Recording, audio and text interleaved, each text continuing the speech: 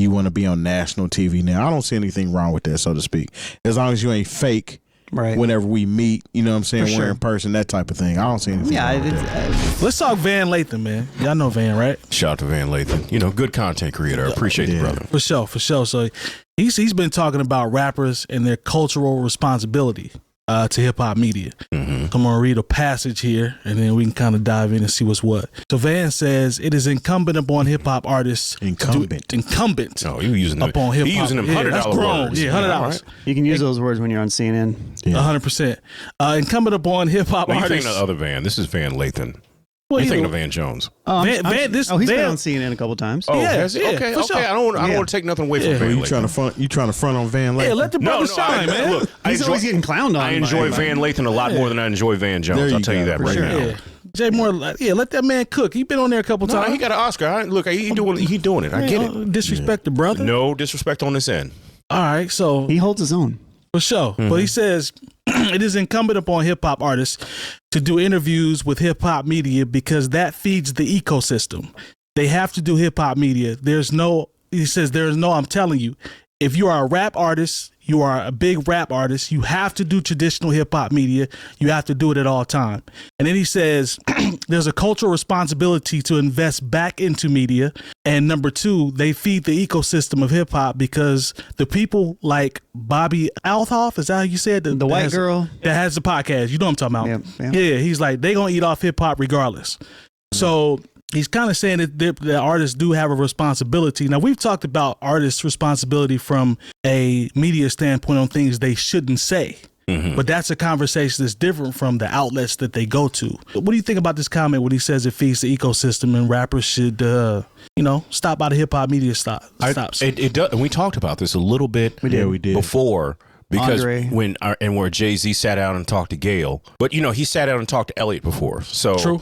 I was like, okay, yeah, he's doing something big. Wasn't even particularly about his music or a new album coming out. Yeah. I want to see Elliot get mad when they don't come and sit and talk to us. Yeah, say that. Okay. Say that. Yeah. Don't get me wrong. He's mad when they don't come talk to him. Elliot is going to get his guess.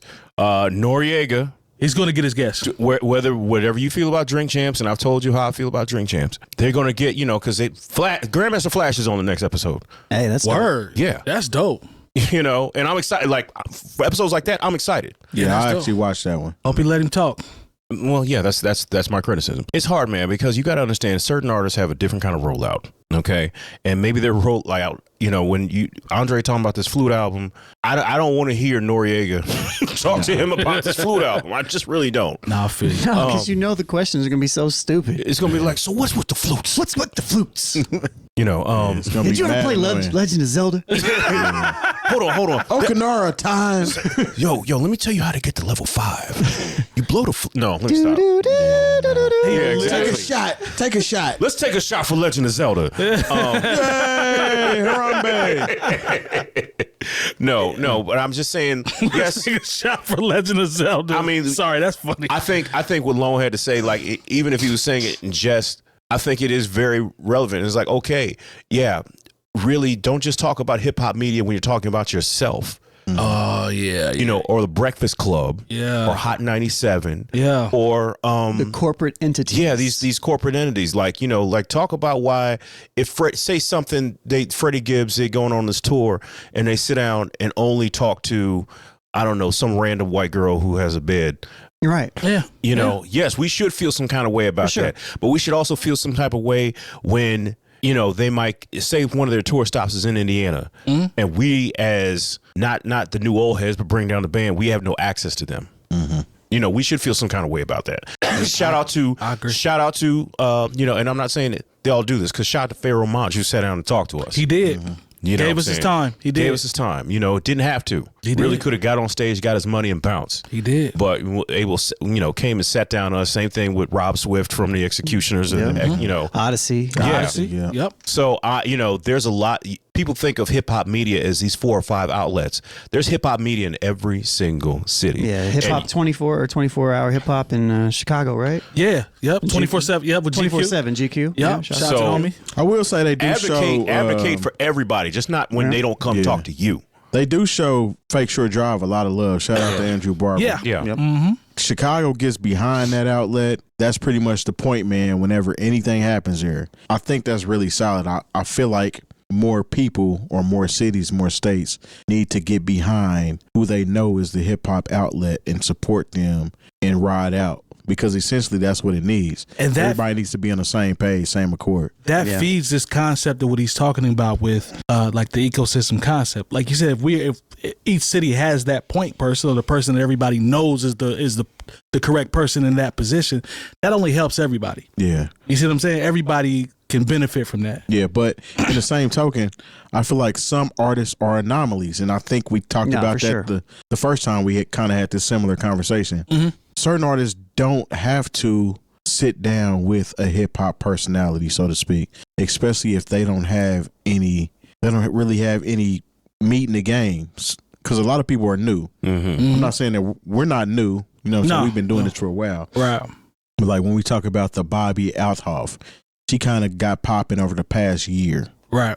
And I understand that being a slap in the face to hip hop journalists that have been putting in the work. And then all of a sudden, this little chick comes in with this stick, and people are hopping on her wave. So and she gets to sit down and talk to Drake. Yeah, that's kind of foul at the end of the day. And then he doesn't want to come speak to other people, but Drake doesn't really have to talk to people though. Exactly. And so Jay's the same. For him, Andre's the same. That's just creating content. That he can use is different than what he's doing. I mean, he just dropped some whack ass hat that people are all up in arms about.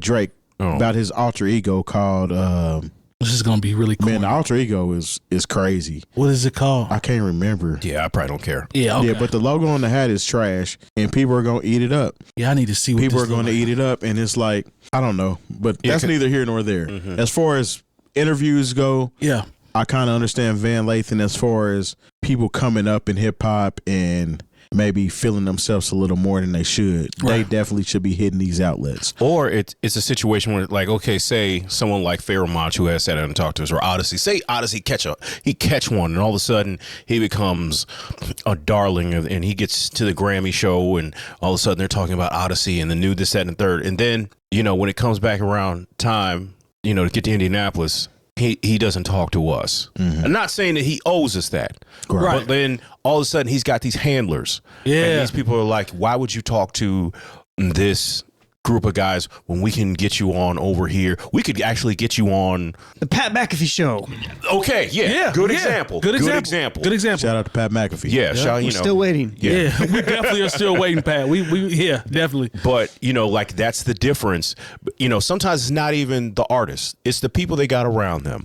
We talked about this a little bit before when we were talking about like how at a certain point, like in the 80s, like, they would be like, okay, Whitney Houston, you're not going to Soul Train anymore. If you ever, I don't remember if she ever went, but like they would say she was there when Bobby Brown performed. Well, I mean, that's different, but before they were together. But you're talking about, there were certain black outlets, which would have been the YouTube channels or whatever at the time. I remember Michael Jackson. I'll give him. This is where you got to give Mike props. When he was on his press run for Bad, he still sat down and talked to Ebony Jet Showcase. I do remember that. That was a big deal. Where other black artists probably wouldn't come around at that time. I mean, and it's hard to draw those parallels between like what was going on in the 80s and what's going on now, just because the media landscape is so different. A lot of times, like, your handlers will tell you, you're too big to do that, so let's not go over there. Like, think about, there are artists who come to town and don't even stop by the radio station anymore. Oh, yeah. And that's just funny that you bring that up, because I thought the same thing. Like, back in the day, if an artist was new, they were touring the city, not necessarily even on tour performing, but at least talking on the radio in all of these different cities. Right. Whereas now, always, even before a show, they would be on the radio. Yeah, all the time. True. But now, with it being social media out there, it kind of trumps everything. So I think people have kind of became complacent with thinking all I need to do is get on social media and say something. But a lot of people aren't on social media like that all day. A lot of people are. But if I'm listening to the radio and then you start speaking on the radio, and this is where I'm going to be. Hey, check out my new song. Look, I remember, this is how the handlers. I have personal experience with this, because I remember there was Donnell Jones. Shout out to him. He had his new record, a song called "You Know That I Love You," and his handlers from Arista Records had him across the hallway at the hip hop station. And I had to literally stop, his record rep. And I said, I told her, I said, we're actually playing his record. They're not playing the record over there. So can I get 10 minutes? Because they just felt like, oh, this station is bigger. They have higher ratings, whatever. We'll just go over there. And I'm like, they're not even playing. I had to be that guy and be like, they're not playing his new single. Give him a raise. We're playing. We got his song in heavy rotation over here. Can I get 10 minutes with Donell Jones? I had to be that bold. That's when you're young and you don't know any better. Because sometimes just even your handlers don't know what they're doing. Yeah. But especially if they're new, sometimes those people change. Talked about social media to the point about the radio station. Social media has watered down everything. There's the importance of the radio spot. You can do that on Instagram. Hey, y'all, I'm going to be performing that blah, blah, blah tonight. Check it out. That's the way the artist is being wired now. So now it's because they would rather than going to each city and getting on the radio, they rather just get on 𝐀𝐁𝐎 and just speak that one time and hope that it goes viral. Yep.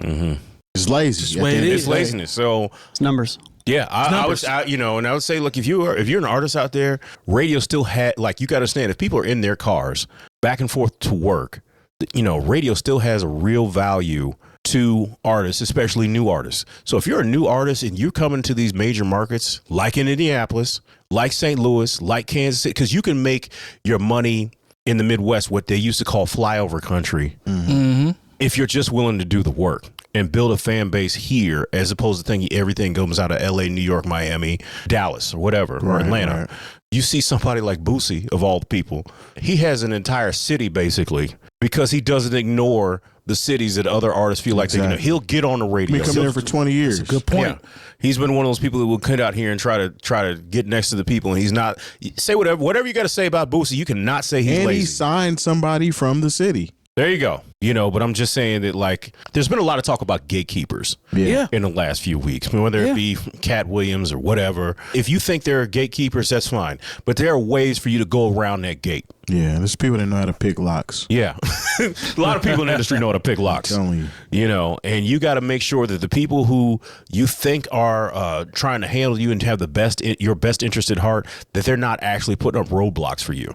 Because that's what it comes to when you tell people that they're too big to sit down and talk with a certain, because you never know what that particular platform, you don't know what's going to be in 2 years or 6 months, the way things move. Right. And so, like, you say, I don't have time to sit down and give them 10 to 20 minutes. Okay, that's cool. In 6 months, it's the biggest thing in the world. And then they don't have time for you. And then you're going to be in your feelings. So what's the verdict on this? So do we agree with Van Lathan or no? I think it's a mixture. I don't think it's black and white. And I think there are artists that are a little big, and I think it's great when big artists do kind of take the time to do that. You know what I mean? But I don't know. I think in general, I think it helps everything when the artists do seek it out. I do think it genuinely probably does help hip hop culture and help hip hop grow in that aspect. Balance in the force. I do think it does, but I don't know if I would go as far as to say that I feel like anybody's necessarily obligated to. Yeah. But it would be nice, but no, it would be nice. Nobody's obligated to do anything. Right. Yeah, I don't think other artists do this in other genres either, though. I wonder how much of it has to do with the fact of it just being a black space, hip hop being a black space, and black artists going to black spaces instead of white spaces. In that aspect. Like, once again, it comes down to handlers where, and I hate to pick on this kid again, but say when the baby was on top of the world, he could go on Kelly Clarkson and then go on to Drew Barrymore's show. And then he gets cold and they don't pick up the phone when he calls and wants to come by. Hip hop cats. And then it's like, oh, look, there's an old saying. There's an old saying. The same people you see going the way up are the same people you see on the way down. Right, because at the end of the day, it's a gift and a curse, because you may not have came and seen us when you were at your peak, but now if people want to hear what's going on with you, come to see us now. Our viewership comes up then. I ain't necessarily mad. If you came to us at one point in time and your career skyrocketed and you kind of feel like you want to be on national TV now, I don't see anything wrong with that, so to speak.